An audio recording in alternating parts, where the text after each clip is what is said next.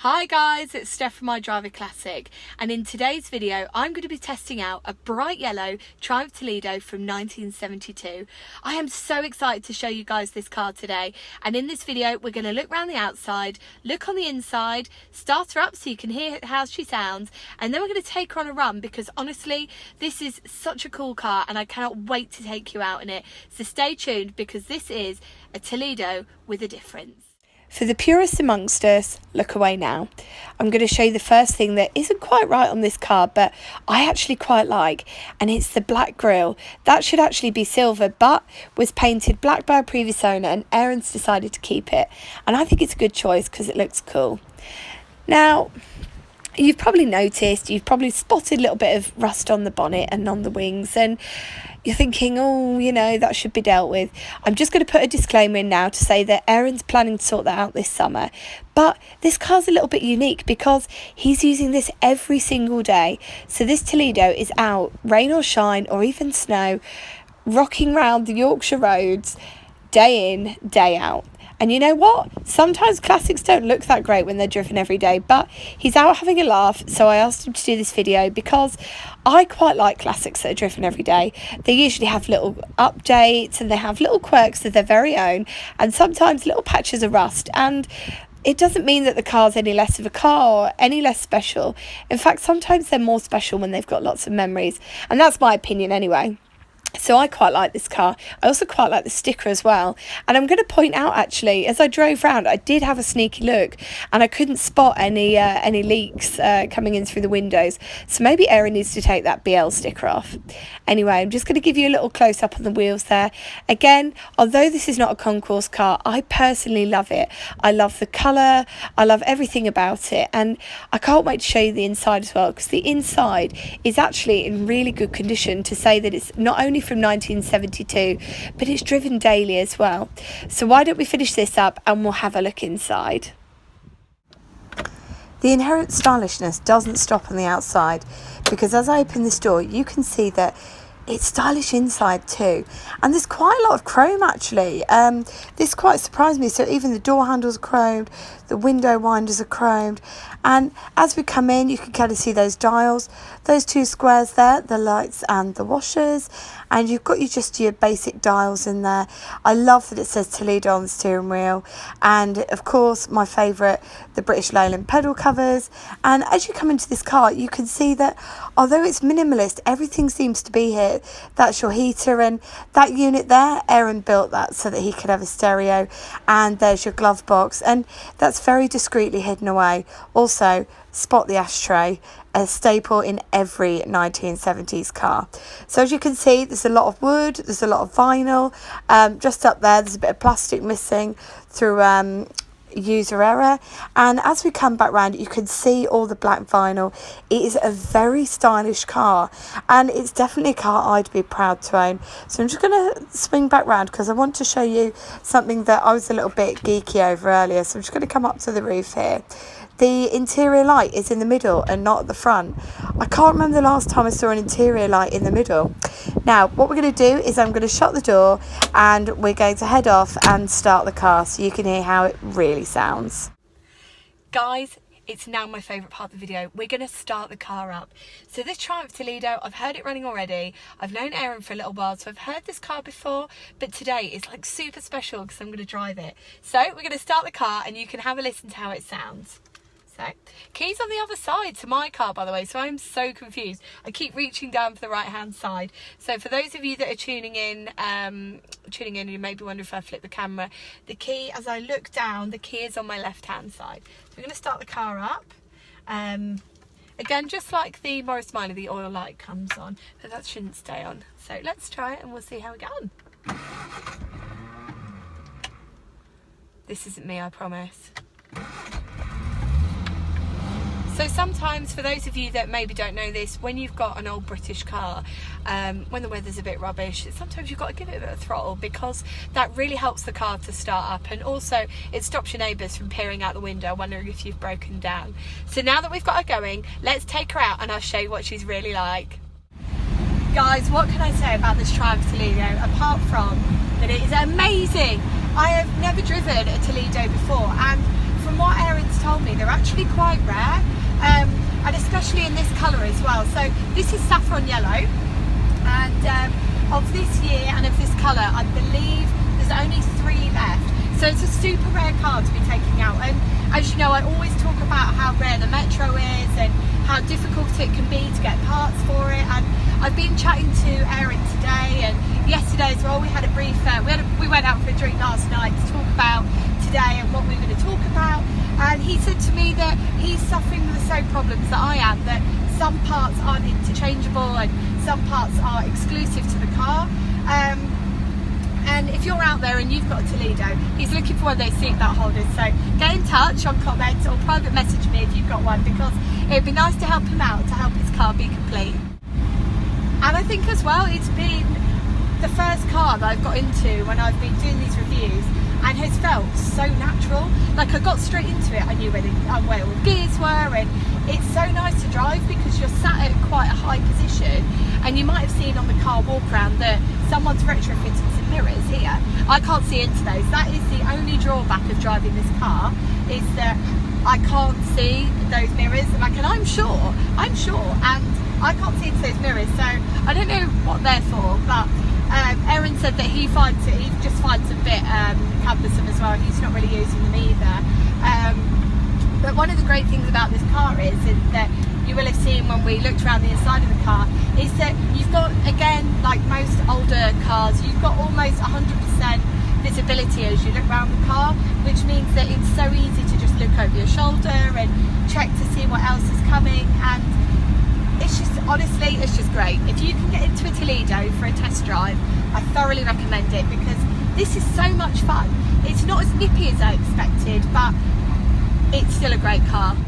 It can be so difficult when you're put in a big car. It can feel really intimidating, and you can be like, I can't see over the bonnet, I can't see where everything is. But I think the fact that I'm sat up so high, and I really am, I'm sat very high, I can see right over the end of the bonnet, and it's, honestly, it's great. I said to Aaron, I said, if I could have my time again, I would definitely pick a Toledo, because this is such a cool little car, and it feels, because it's quite square, and I quite like a square car, because it's quite square. I can envisage myself being able to drive this like a long distance as well. It's quite smooth, especially for the age of the car. So even in 1972, I could have still picked one of my beloved Morris Minors. And you think it's crazy to say that this was on sale at the same time as stuff that was just not even comparable. This feels so modern. This feels so modern. I mean, the way everything's laid out, the way the car's put together, it feels like it's been designed in a really neat way. One of the things that I've really loved about this car, and again, this is me being really geeky, is I love these square controls.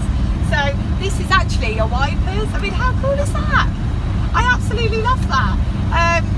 It feels a lot more sturdy than what I'm used to. So I mean, not to bring it back to my own cars, but on the Morris Minor, you've got your wipers here, and it's just a bit of like a flimsy up-down, whereas because this is square and it's quite chunky plastic, it actually feels quite substantial.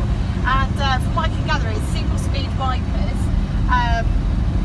So for Triumph diehards out there, you can tell me if there was an optional extra to go up to dual-speed wipers. But on this, we've just got one, and they're pretty quick. I think you could tackle most rainstorms with these. And here's a brief outtake of me waving to one of my neighbours who also has a classic car. Now, I'm taking this little Triumph Toledo out for a spin, and a lot of the Triumph cars are named in a quite sporty, quite cool way. And so I consulted Oxford English Dictionary, like any good researcher, to find out what Toledo actually meant. And it is a fine tapered sword or sword blade, or a Spanish town, or a place in Ohio, which is the glass capital of the world, and where they've made Jeeps since 1941.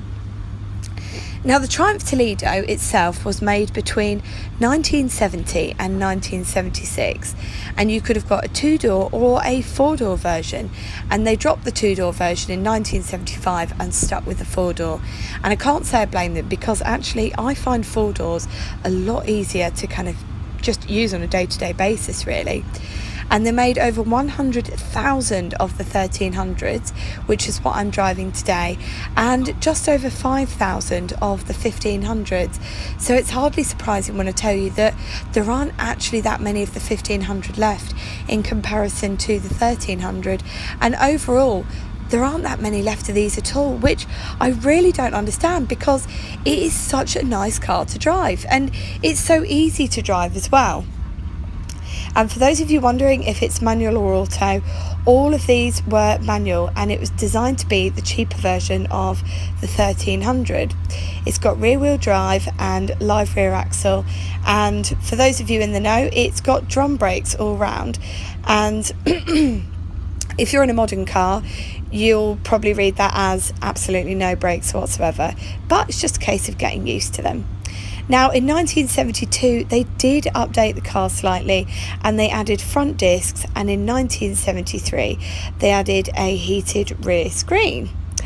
And one of the interesting things I found out when I was reading about the Toledo was it was subject to one of the biggest car manufacturing recalls ever. And in 1973, along with the 1500 and the Dolomite, over 100,000 cars were recalled on a front radius strut issue, which is massive, and it must have massively impacted not only the reputation of the cars but the Triumph brand itself. Now, I'm going to hand over to Aaron, and he's going to tell us a little bit about why he picked the Triumph and a few other little bits and pieces as well, because there's no better way to find out what makes a car tick, and the owner as well, than asking them a few questions. So I got this car from eBay, and it was somewhere, I think it was in the Dales, if I remember correctly. But it was some guy who was selling it because it was like a car that his dad used to have. So I went to restore it and like bring it to its former glory, have some memories, but he just didn't have time. So I took it over, and I think it looked nice. It looks a bit worse now, but it's kind of a rolling restoration. Seemed a bit different, and I didn't know, like, there wasn't many about when I bought it, but yeah, I always like the Dolomite, so this was quite similar, so I went for this, and it was, I love it, it's great. So I drive this car daily. It's been alright, not recently, it has a few problems recently, but in general it's been quite reliable. To say I've had it 2 years now, and say it's from, it's early 72, it's not really been that bad really. People keep telling me to get a newer car, obviously, as they always do. But I think it's great, and it's not too bad on fuel as well, so it's quite good. So this is my first classic. I'd recommend, if you are going to get a classic, maybe don't get something that old to start with. Maybe something from the 80s would be great, because I've been looking at them a bit, like kind of the Mark 1 Golfs, and they look really nice. But just make sure you've got like I'd say 70s or 80s is perfect to start off with. They're quite like modern cars, not much to do, they're quite easy to access all the engine, that kind of thing. So just go for it, just dive in at the deep end like I did. Guys, I really hope you've enjoyed the Toledo video today as much as I've enjoyed driving it.